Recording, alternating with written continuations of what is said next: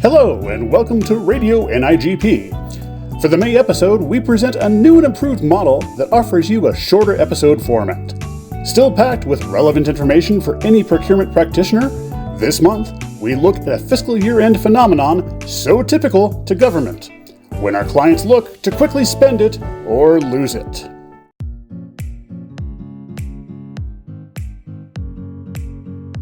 Hi, this is Tara here with Don and Charlie and the Hot Topics team for Radio NIGP. And this month, we're going to be talking about the approach of the fiscal year end. A lot of us are heading into that season right now, and we realize that it's a difficult time in procurement. And one of the things that makes it difficult is that our customers come to us and they have all of these crazy requests at the end of the year because everyone is in this spend it or lose it mindset that if they don't spend their funds, they're going to lose them. And so procurement, we need you to move mountains. We need you to make miracles happen. And I think some of the struggles for us is we've got our plan already of what we need to work on. And then we have these crazy requests come in and we have to get everything taken care of. And sometimes it just doesn't feel like, was it really an emergency?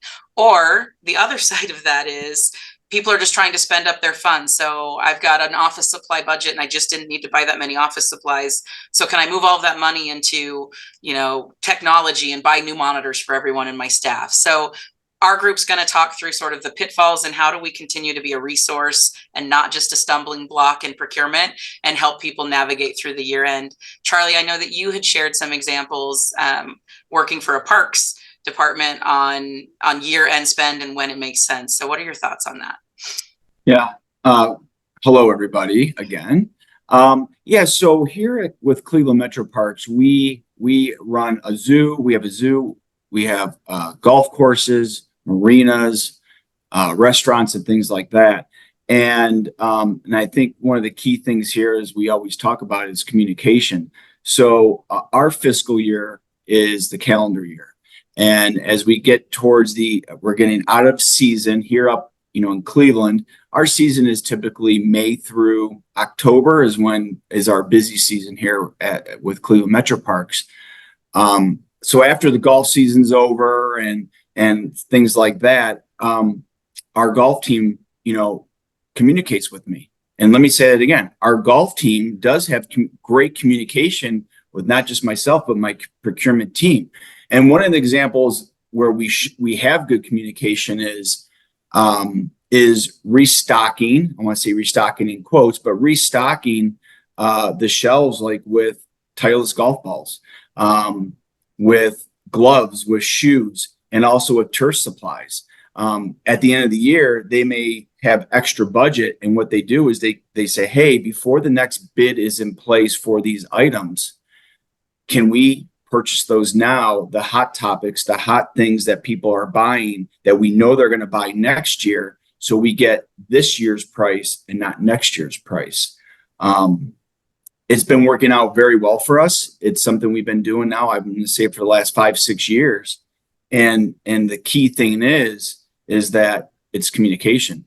It was communication 5 years ago when they said, hey, Charlie, hey, purchasing, hey, finance, we have $200,000 left over. We don't want to lose it.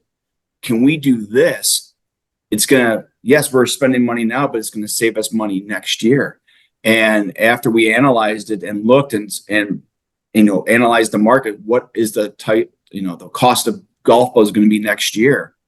We're like, yeah, what a great idea. Let's do it. So that's what we've been doing. It's been working out well. We're also looking at possibly doing that with some of our marinas there where we have retail and things like that as well. But it's been working out for us, and it's that mentality of spend or lose it. Well, you know what? In this case, it's working out well for us.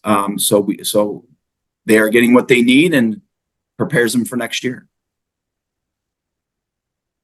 Sounds good, Charlie. Yeah, the communication thing is obviously key. It always has been.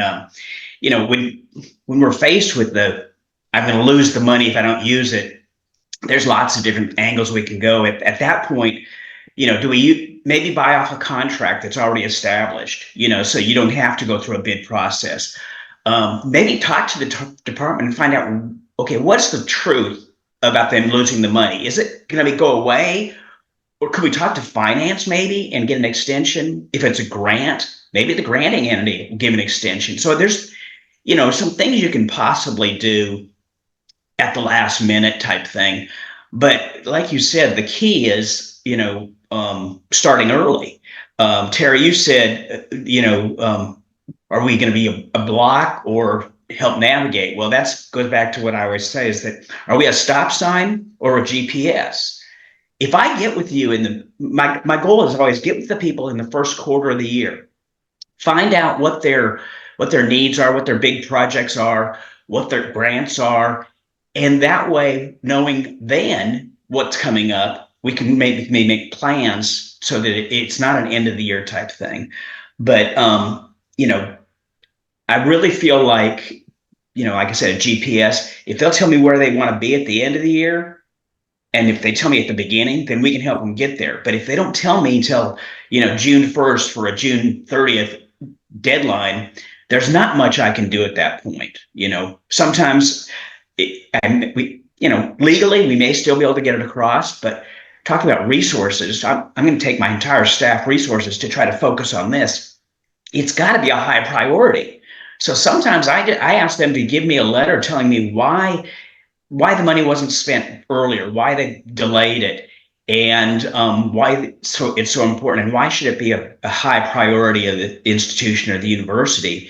And I would get them to get their VP's approval on it, because when they put it in writing, they often look at it and say, maybe it's not that important.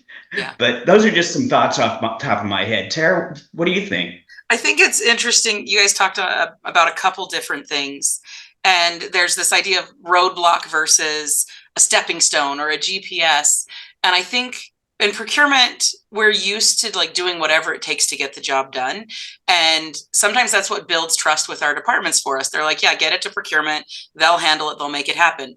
And sometimes that's a great thing for us. Other times we just become the doormat. And so one of the things that I always remind my staff when we have like a problem department that's constantly doing that if I said, hey, take it to the county manager, and if the county manager tells me this is a priority, we'll work on it, they probably wouldn't do it. So I think it all comes down to we're navigating the gray, and we have to make a decision that says, is this something that they're making in an emergency and it's not really, and this is a repeat offender?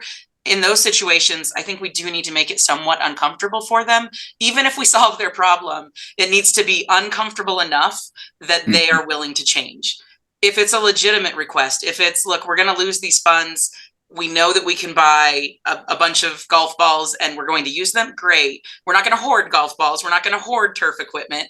But there's a reasonable expense here. It's a reasonable purchase, and it will save us next year because we won't have to stock for that thing. That's reasonable. So we're always doing this push of what is reasonable, what's not reasonable.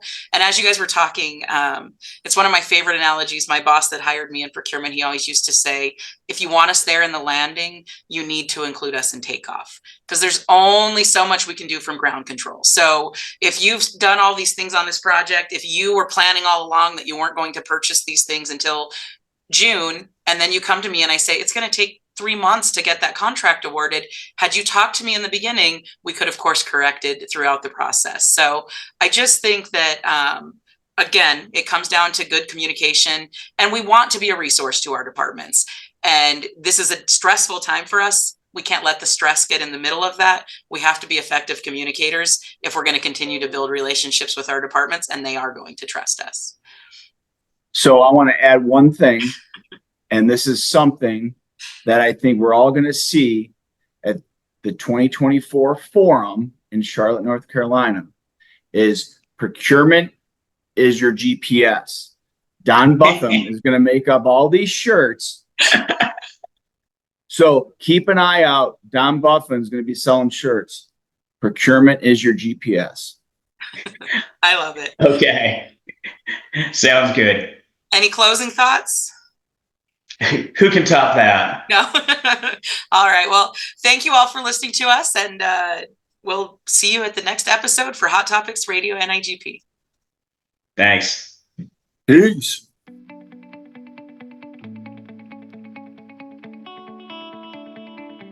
Good afternoon, everyone. Kurt Buffington with Radio NIGP, and I'm very happy today to have with me Charles Taylor, who is NIGP's Education Program Manager. And today we are going to talk all things Forum. We're coming up. It's in Charlotte. I love that we're going back to Charlotte. That was the year that I actually became president of NIGP, 2008. And I'm just really excited to be back there. And I'm really excited about the special event this year because we're going back to the Charlotte Motor Speedway. And that was exciting as all get out for me. And I'm not really a NASCAR kind of guy. So, Charles, first and foremost, tell us about early registration. Yeah, so this is the procurement event of the year, and early registration ends on May 31st. Okay. So folks need to really get on their budgets and make sure they have approval and get in there before the end of May. So great. Again, we're doing in-person and virtual this year at Forum, but even more expanded than last year. Is that right? Correct. So new this year, all NIGP Forum content will be streamed. So virtual have access to the same learning content, and they're going to be able to earn up to 24 contact hours. So what does that mean? So that means 72 live streamed learning sessions. Wow. That is a lot for a person to get advantage of and really learn some new things this year. Speaking of the presentation and the 72 individual sessions, I also understand that we're going to bring back the badged learning paths for folks. Yeah. So last year we kicked off the learning paths, and they were a big success. And it's something that we're looking forward to continuing moving forward. We're offering 3 paths, just like last year. The main topics are going to be on construction, technology, and RFPs. So with a path, each path is going to have 4 sessions at 75 minutes. And you can attend these sessions. Maybe there's one session that you find interesting, you can attend just one session, or you can attend all 4 sessions. And if you do that, what happens is you unlock an assessment that you can take. And if you attend all 4 sessions and then pass that assessment, you'll earn a digital badge. Now, with 3 paths, the way that these are set up is that construction and technology are going to run at the same time. So if you want to see, if you're going to attend one live, you have to pick and choose which one you want to attend. But the RFP path is going to be offset. So if you want to attend 2 paths live, you can do construction or RFPs, or you can do technology and RFPs. Now, don't worry, if you want to attend all 3 paths, that's fine. All of these sessions, so I mentioned 72 live sessions. All of those sessions are going to be recorded and available on demand. So for that path that maybe you couldn't attend because of some other event, you can go on and watch that path on demand and get that same credit. We'll unlock the assessment for you, and then you can earn that digital badge. Well, that is great. Such an opportunity for our members to really get some credentialing knowledge in a compressed period of time, and not having to go out 4, 5, 6 months to get those credentials and earn those CEU hours. So that's great. And finally, where can the folks find the information regarding the premier event of the year? Schedule is up on the NIGP website. So if you go to NIGP under events, you're going to see Forum. And from there, you can download a PDF that has all the sessions. This includes descriptions and objectives for sessions. And also, you can also look to see how really the sessions cater to a wide variety of, different folks. There's sessions that are designed specifically for foundation folks. There's advanced content, there's leadership content. And so you can really look and see which content that you want to attend. That's great. And I actually looked at that session PDF last week. And I mean, I don't remember us having that robust a tool, if you will, for folks to see the session descriptions and everything that goes into it. So I think that's a great addition this year. And finally, I believe there's a Forum webinar coming up. Yeah, so we are going to have a free webinar on May 22nd. And so what we're doing is we're bringing in folks from different paths and different workshops to basically come in and kind of just provide kind of a brief description of what they're going to be covering. It's a great way to learn about all the different sessions and new things that are happening at Forum, the paths, also the workshops. The workshops are going to be, heavy activity and engagement type exercises, and so you get to learn about those. Those are also new to Forum, and so it's a great place to kind of ask questions and learn about Forum. That's great. Well, that I am just so excited. Again, it's, for me personally, going back to Charlotte, where I became president, is very exciting for me. I really did have an amazing time at the Charlotte Motor Speedway.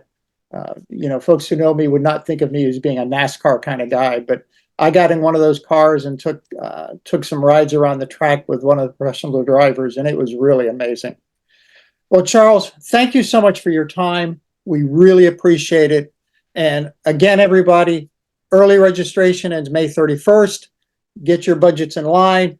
I hope to see all of you come August at Charlotte. And this is Kirk Buffington and Charles Taylor for Radio NIGP.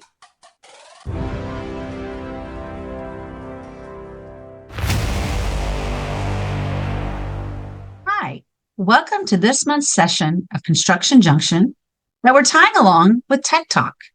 When we talk about year-end spend, whether your fiscal year ends in June, September, or December, fiscal year spend of monies is vitally important to the success of an organization. If you're working in construction, typically our money is based on the project and carries over from fiscal year to fiscal year, depending on the length of the project. Many large technology procurements, such as, say, an ERP, or maybe some other large system, may be a capital expenditure and allow for more time for you to use the money due to implementation times. But we still need to be aware of the funding sources going into these types of capital projects. If you're receiving federal money or possibly grant money, it may be that you have to spend that money within a certain amount of time. It is critical for procurement professionals to get involved early in the process, understand what's going to happen, the estimated time that it's going to be to complete this process, and then understand where the money's coming from so that you can help your end users to achieve the greatest return on investment and be able to spend the monies appropriately. So here's another thing to consider.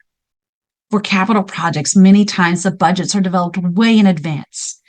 And we have to consider the fact that the money that we thought we were going to spend may now be we may now need more than what we have. This may require you going back and finding other sources of funding.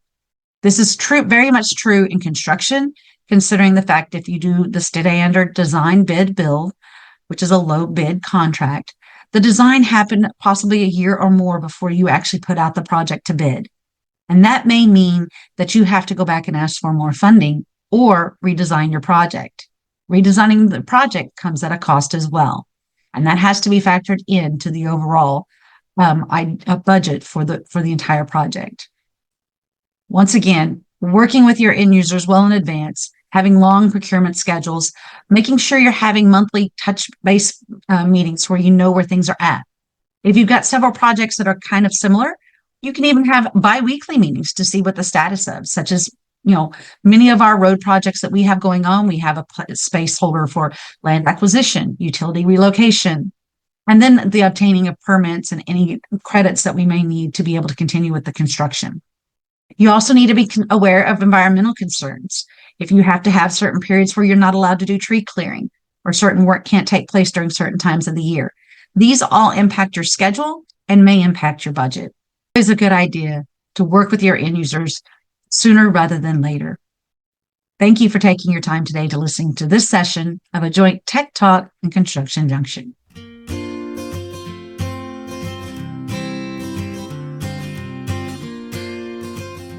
Welcome, and thank you for joining us on another chapter update segment. We know the concept of use or lose affects our government entities when it comes to funding, but what about our chapters? Is there a limit on how much reserve funding chapters can carry over from year to year? And what do our chapters spend all that money on anyway? Today, we'll have a conversation with someone well-versed in chapter finances and learn those answers and more.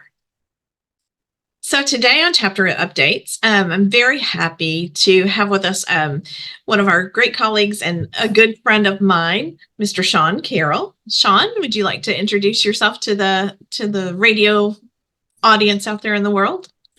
Sure. Hi, everybody out in radio and IGP land. I'm Sean Carroll. I used to be the Chief Procurement Officer for New York State, and I was a chapter ambassador for 6 years. I was part of both of the New York State chapters, and I really appreciate the chance to be here. Thanks, Sean. So today we want to talk a little bit about chapters and spending the money in your chapters and carrying over balances and how much is a healthy balance and managing all of that. And Sean, I would love for you to talk to us a little bit about that. I think first, maybe we want to talk about that myth of nonprofits can only carry over so much money. Do you want to help me bust that myth? Sure. So I think there's always some confusion, particularly as folks, take over a not-for-profit or become the treasurer. And the mythology is that you're not allowed to have a savings account or you're not allowed to accumulate additional dollars. The reality is what being a not-for-profit means is that the money at the end of the year doesn't go to an individual or a group of people. It stays and is mission bound. Right. So in order to continue to educate, in order to continue to give scholarships, in order to continue to do events, that is what that money is for. And that's really what a not-for-profit is defined as. So the national groups related to not-for-profits actually want you to be saving money, to be thinking about your long-term sustainability and resiliency, and making sure that, at any given moment, one change of direction or one failed event or one weather event can't completely change the direction of your not-for-profit. So there's a lot of opportunity there. But the first thing is, yes, it's okay to have money left over. And it's really important to have some policies around how you manage it. That's a really good advice. I've seen some chapters have very small balances at the end of the year. And I know of other chapters who they have savings accounts and, a lot of good investments for their chapter. So you mentioned having good policies and reserves. So talk to us a little bit about that. I know being in New York, I think you all haven't run into that situation where you've had some conferences affected by weather. What would you recommend as a best practice when it comes to the reserves? Yeah, I think it's a great thing, right? So you don't want to live in fear of things that may never happen. But you also want to know that, if you have from our example, if you have a hurricane that hits Long Island and you have to cancel it, you actually have to pay some of those costs, right? The hotel lost money because you didn't have the event. You've made commitments to vendors. And some of your revenue stream will be affected also because some of the vendors will already have paid you. Right. So you'll have both expenses and diminished revenue. So it's important to be thoughtful about that and trying to figure out how to manage that. Right. So the reason policies are so important is because it's the old adage, right? If you want to know what my values are, look at my checkbook. Look at what I spend money on and why I spend money on it. And that's why you have members of your board, and you certainly can open it up for discussion to your members. But your board really has to have a discussion about who are you? What are the priority programs? What risk can the organization afford to take? And what would happen if one of your events or one of your activities didn't go the way you planned it to go, right? People are on both sides of this. So your members, if you have an infinite amount of cash in hand, your members are going to want to know why they're not getting more benefits. They're going to ask that question, and that's going to be a significant, question that you have to deal with your members. The other side of that is if you have no money or you're not saving a lot of money, your members are going to want to know, and your vendors are going to want to know, and your donors, if you have them, they're going to want to know why giving you this money will still be stability, why you're not just going to immediately spend it. They're going to want to know you're around to be part of their procurement ecosystem going forward.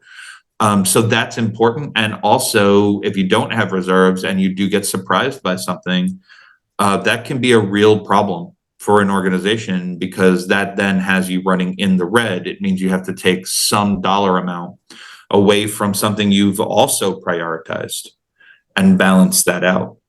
So the reason a policy is so important is to have that discussion when there is not an emergency in the calm, and decide what as an organization your priorities are and how you're going to show those priorities off in how you write your policy. Yeah, and that's, I have seen, a lot of times with your chapters, you have your membership meeting, they hand out the treasurer report, and everybody looks at that balance and is either like, oh, wow, or, oh, no. And I think that's really important to have that conversation with your memberships as well about, it's not just handing out that treasurer report. I think it's important to share that message with the members so they understand the board's policy, the chapter's policy of why you keep a healthy balance or maybe not. And I mean, people are struggling with this at home, too, about what money they save and what money they don't. And people are going to see themselves in your balance, right? So it's very easy to see how much money came in and how much money went out for an event. It's less easy to see the intention of a reserve plan. So it's really important to show them that so they have access to it. Good. So last question I want to kind of ask you is, what have you seen as best practices kind of from chapters of how they reinvest in their membership? Is it, conferences? Is it professional development? Or is it just a mix of all of that? I think it depends on the membership, right? Is people are there, your membership is there for very specific reasons. They're either there for continuing education, they're there to gain access to national events, they're there to, in a lot of ways, to have a social network that understands what their environment is, right? If your organization, if a lot of the members are mature procurement officers, they may not want you to invest in basic education stuff. They may want you to invest in putting everybody in a room and helping, sharing problem solving, having social events, those sorts of things. So I don't think there's one right way. I think when you look across your membership is there to achieve certain things in their career. And they may be there to achieve certain things in the profession. I would say when you're reinvesting, you should target the thing that that brings your members to the meetings, brings your members to the events, and brings them to your activities. And a lot of that is about listening to them, not telling them where you think you should invest in them. But it's about making sure they have a way to tell you how they want to be invested in. So I know that's a soft answer, right? Everybody wants let's just do it the same way. Let's have a best practice. The best practice is to listen to your members and be reactive to why they are there. That's certainly what we did in the New York chapters, and I've seen chapters all over the country very successful with that. We've also seen chapters not listening and throw events and not have very poor attendance, and it doesn't land well with the vendors, mostly because it's not why folks were there. It's not the thing that gets them excited. Right. Okay, great. Well, Sean, thank you so much for joining us today. It was a pleasure to get to talk to you, and I'm sure we'll speak again sometime soon. Thanks for having me, and I appreciate it, and I hope everybody has a great day. Thanks. As we wrap up this month's chapter updates, we want to share a quick reminder that the chapter award submissions are due to NIGP by May 27th, 2024. Please consider submitting your application for the Chapter Performance Standard Seal and for the Chapter Outstanding Awards in Membership, Operations, Professional Development, or Advocacy and Outreach. This is your opportunity to promote your professionalism and efforts in advancing the public procurement profession and get the recognition your chapter deserves. Don't delay. Get your submissions in today.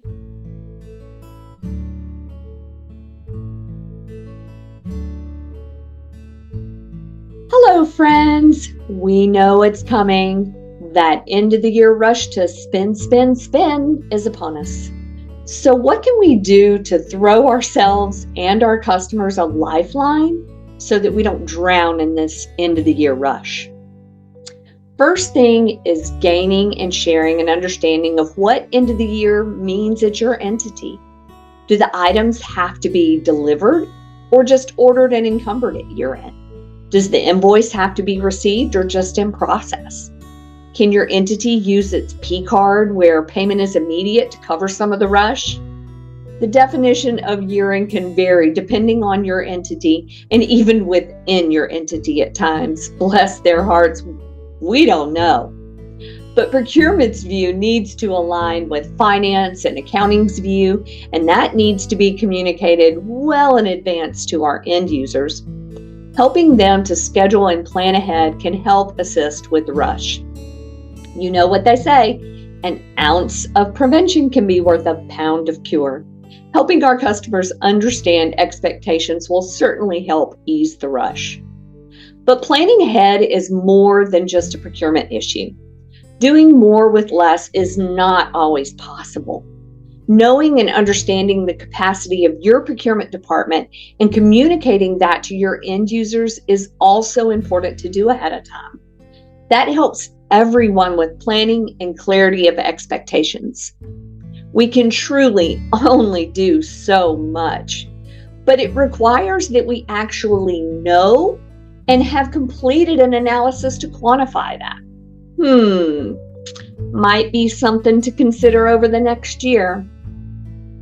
Now, last month we talked about 3 P's, but this month I want to leave you with 3 C's: communication, cooperation, and collaboration. Communicate expectations to your end users to promote better collaboration. The more we can cooperate with each other throughout the year, the smoother our communication and collaboration will be at year end. Until next time, stay strong and plan as best you can for what we hope will be the best year-end experience your entity has ever had. Keep making that magic happen, friends. Until next time. But wait, there's more! Come back next month for the June episode of Radio NIGP as our clients continue to work to spend it or lose it. To be continued.